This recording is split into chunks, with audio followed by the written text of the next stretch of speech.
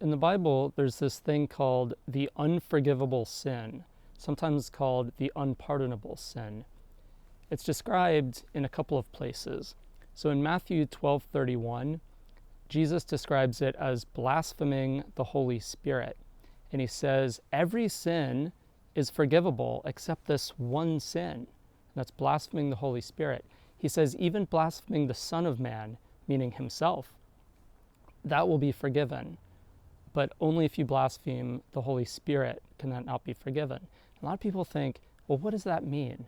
What does it mean to blaspheme the Holy Spirit? And why is it so different than all the other sins? Well, if we look at Matthew 6:14 and 15, it provides the key to understanding why this is so important. Jesus says, those who forgive others their trespasses, God will forgive you. But if you don't forgive others their trespasses, God will not forgive you. So there's that if and only if relationship, to where you being forgiven is dependent entirely on whether you're able to forgive others. So there's only one thing that can't be forgiven, and that is refusing to forgive others, because you're rejecting and refusing the spirit of forgiveness, the spirit of love, the spirit of God. And so by rejecting it and refusing to give it to others, then you can't receive it yourself from God. Now it says in James 2:13 a very similar idea, which reaffirms why this is so important. It says, mercy is only shown to those who show mercy.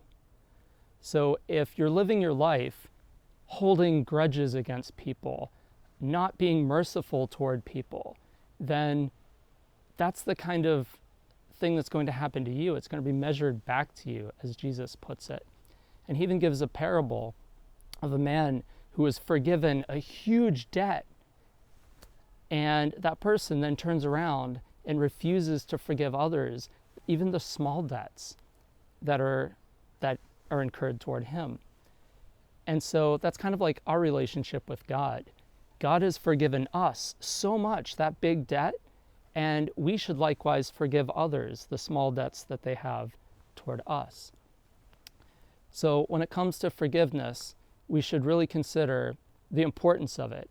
And if we're holding on to something and refusing to let go of it and keeping someone as our debtor, as our prisoner, then, as Matthew West says, the prisoner that it really frees is you when you offer that forgiveness.